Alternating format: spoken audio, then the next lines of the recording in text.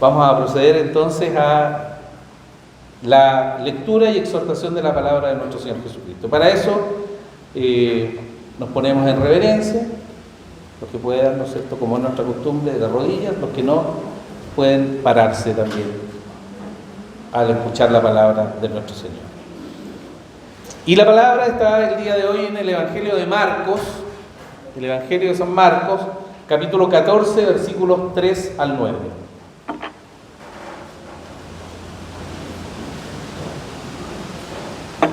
Y le doy lectura a la palabra de nuestro Señor.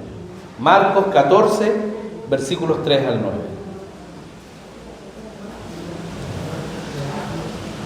Pero estando él en Betania, se refiere a Jesucristo, estando él en Betania, en casa de Simón el leproso, y sentado a la mesa, vino una mujer con un vaso de alabastro de perfume de nardo puro, de mucho precio, y quebrando el vaso de alabastro, se lo derramó sobre su cabeza. Y hubo algunos que se enojaron dentro de sí y dijeron: ¿para qué se ha hecho este desperdicio de perfume? Porque podía haberse vendido por más de 300 denarios y haberse dado a los pobres.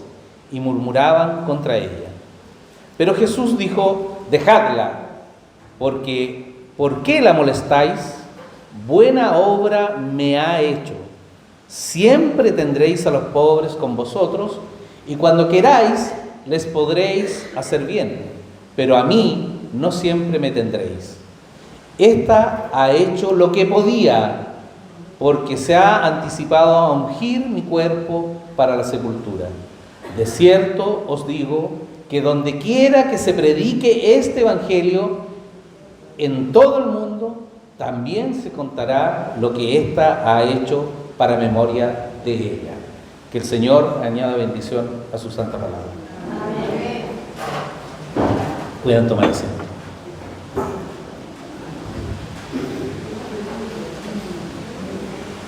Estamos en la última semana, los últimos días ya, del ministerio de nuestro Señor Jesucristo en su primera venida a esta tierra.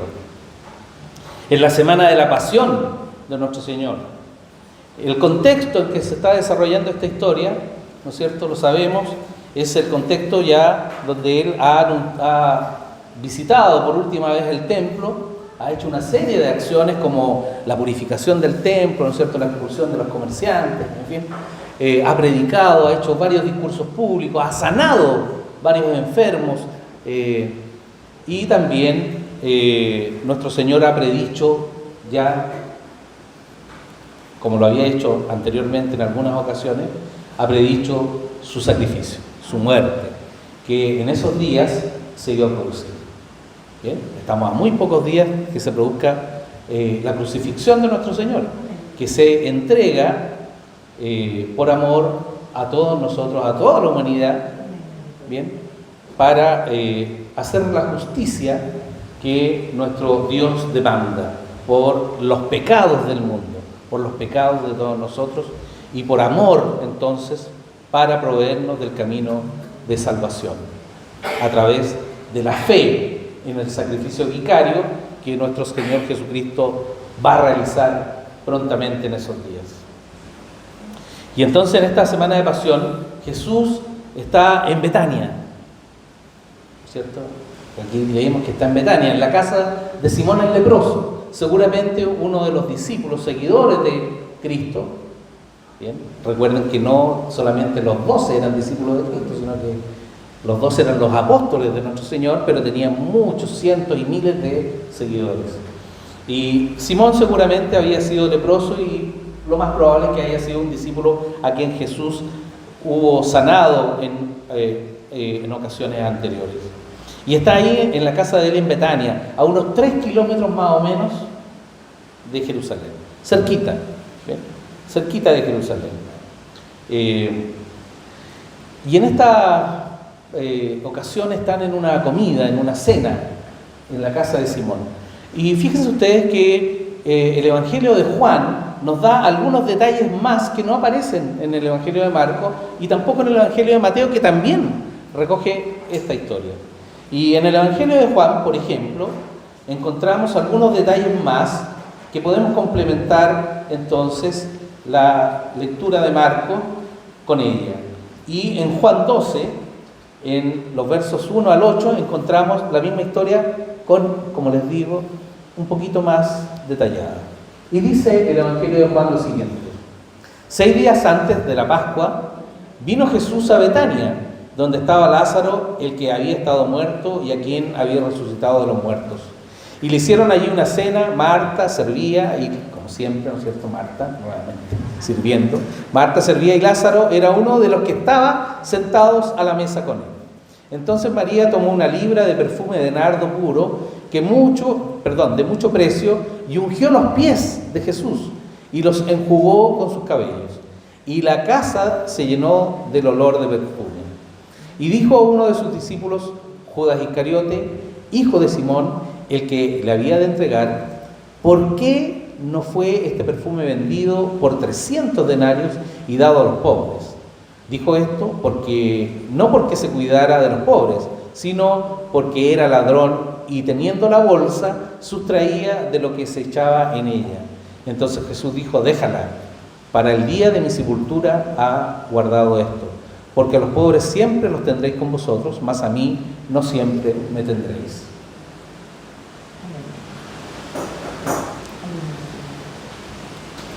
Entonces, en este contexto, si complementamos las lecturas, ¿no es cierto?, podemos entender que están en la casa de Simón el leproso, pero que están presentes Lázaro, Marta y María también.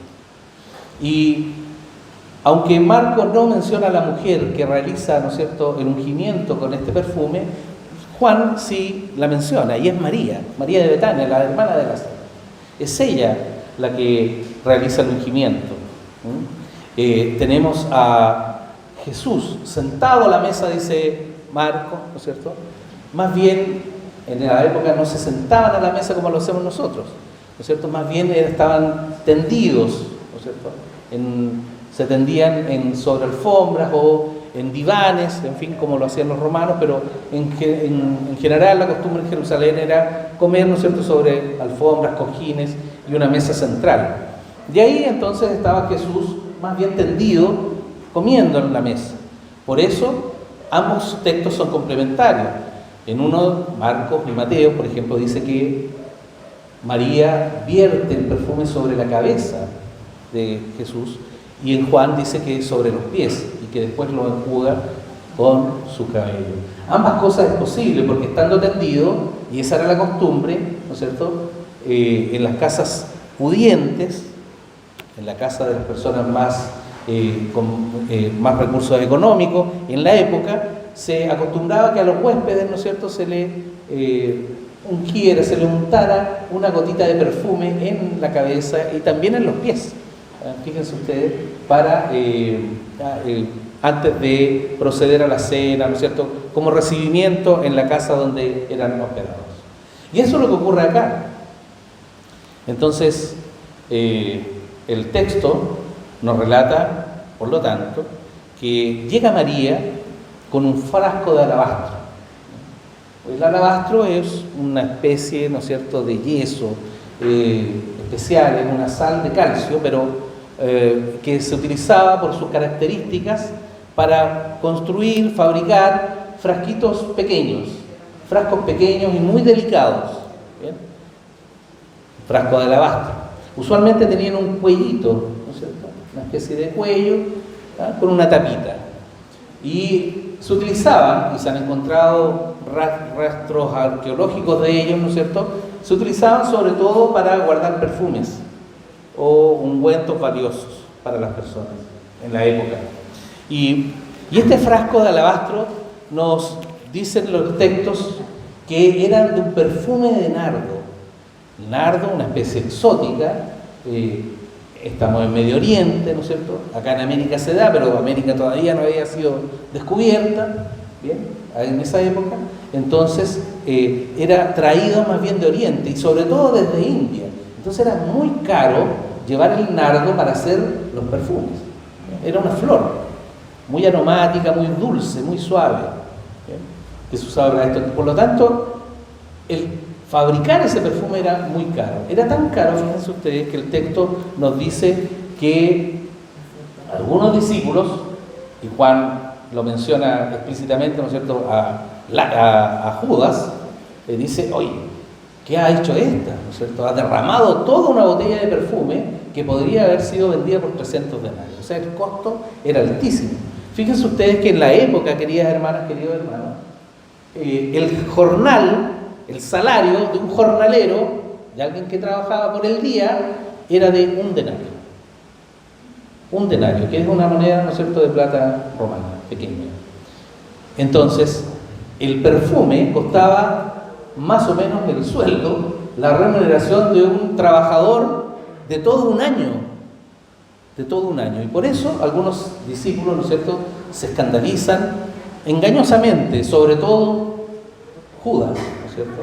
¿Por qué? Porque Judas era una especie de tesorero del grupo de los apóstoles, era el que manejaba la bolsa, dice la Sagrada Escritura, pero también nos dice Juan que sustraía secretamente, ¿no es cierto?, se robaba de la bolsa. Entonces seguramente no lo hizo con este sentimiento altruista, ¿no es cierto?, de quejarse porque se había desperdiciado, por así decirlo, todo un frasco que podía haber sido vendido por el sueldo de un jornalero de todo un año.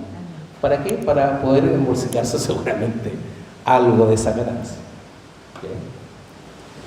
Y así lo relatan las Escrituras. Pero fíjense ustedes entonces que la acción que realiza esta mujer, que es identificada con María, la hermana de Lázaro, por el apóstol Juan, esta acción demuestra un gran desprendimiento, una gran generosidad. ¿Bien? Algunos dicen, ¿no es cierto?, como los discípulos lo pensaron, un impulso, algo muy impulsivo. Pero fíjense ustedes que es un acto de amor. Un acto de amor, un acto de sacrificio, deshacerse de algo tan preciado, tan caro, ¿no es cierto?, y ofreciéndoselo a Jesucristo, ofreciéndolo al Señor que estaba ahí en esa cena. El nardo en la Sagrada Escritura es mencionado varias veces, y sobre todo, ¿saben dónde? En el libro del Cantar de los Cantares. En el Cantar de los Cantares, como un símbolo del amor sin límite, sin medida, puro y hermoso entre esposo y esposa. Ahí es mencionado varias veces. Pueden después ustedes buscarlo en el Cantar de los Cantares. El amor simbolizado por el perfume del nardo. Y eso es lo mismo que hace María en Betania. Da su amor sin medida, sin pensar en lo costoso que es el ungüento, el perfume que está ofreciéndole a nuestro Señor. Porque ella precisamente, acuérdense ustedes, pasajes antes, tenemos a esta misma María escuchando la voz de nuestro Señor Jesucristo a sus pies, mientras Marta se afanaba, ¿se acuerdan de esa historia? Y Marta le reclama a Jesús y le dice, oye, esta no hace nada mientras yo ando haciendo todo. Y él le dice, ella ha escogido la mejor parte, porque está escuchando las enseñanzas de nuestro Señor Jesucristo.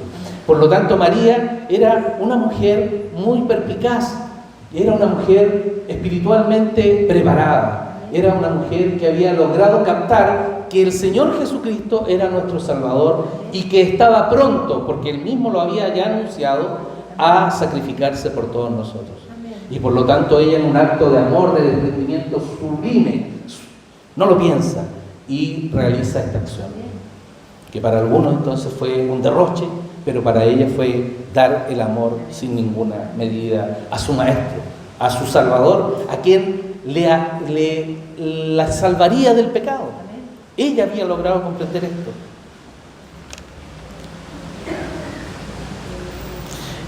Y el Señor Jesús, sin embargo, la defiende y le dice, déjenla que lo haga, porque una buena obra me ha hecho. Es una obra de amor, es una obra amable, es una obra hermosa, es una obra generosa la que ella realiza. ¿Bien? Sin pensar en el costo, lo entrega todo. Rompe el frasco y lo derrama sobre nuestro Señor Jesucristo, en su cabeza, como dice Marcos y Mateo, y también en sus pies, como dice el Evangelio de Juan. Y Jesús le dice, déjenla, porque esta acción de amor es un reflejo también de lo que Él mismo iba a realizar prontamente. Él iba a realizar una acción también de sacrificio, no con un perfume caro, sino que con su propia vida. Su propia vida Él la ponía en servicio, la ofrecía a los demás, a todos nosotros, a toda la humanidad, a los presentes, a los pasados y a los futuros también como nosotros. Él estaba ofreciendo su propia vida como pago, ¿no es cierto?, por nuestros pecados, por nuestra desobediencia. Él entonces estaba poniendo su propia existencia como un perfume ofrecido a nosotros. Es un perfume que Él nos ofrece, sin medida, con generosidad, con amabilidad. Un perfume, un regalo hermoso. Y Él le dice que es así porque está preparándolo, ¿no es cierto?, para la tumba. Era costumbre en la época, no solamente en Jerusalén, en Medio Oriente, en general, ¿no es cierto?, perfumar los cadáveres de los muertos antes de la sepultura, antes de ingresarlo a la sepultura. Eran lavados los cuerpos, ¿no es cierto?, eran perfumados y eran vendados o envueltos en sábanas y después se depositaban en el sepulcro. Y eso es lo que iba a ocurrir con Jesús prontamente. Y María había logrado entender eso. Y entonces este gesto de María debemos comprenderlo nosotros mismos y entregarnos también a nuestro Salvador, a quien se ha ofrecido por nosotros en lugar nuestro, y ofrecernos también nosotros a Él, sin medida, con amor sublime, con amor generoso, sin escatimar en lo que podamos dar. Y no solo a Él, sino que también a nuestro prójimo. Recuerden que nuestro Señor Jesucristo, el mismo que se sacrifica por nosotros, Él mismo nos ha enseñado que no hay amor más grande que poner la vida por el otro. Y en esto, dice Jesucristo, nos enseña, en esto reconocerán los demás que son mis discípulos, en el amor que tienen unos por otros. Por eso, queridas hermanas, queridos hermanos, en este gesto simbólico, ¿no es cierto?, de María, nosotros también podemos reflejarnos.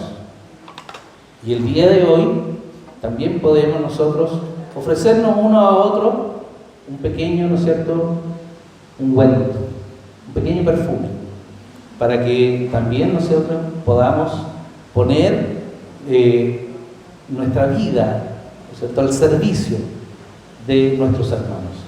Y eso es lo que queremos realizar también el día de hoy, aquí, ahora en la iglesia, como preparación para nuestra Santa Cena.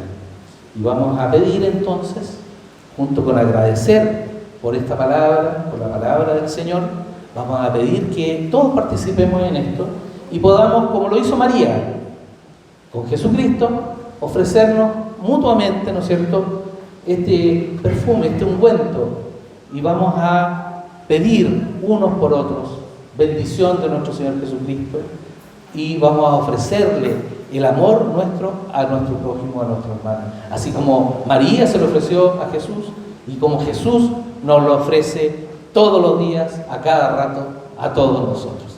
Que el Señor bendiga su palabra, que el Señor bendiga su iglesia, y vamos entonces a realizar esta pequeña actividad terminando la cuaresma.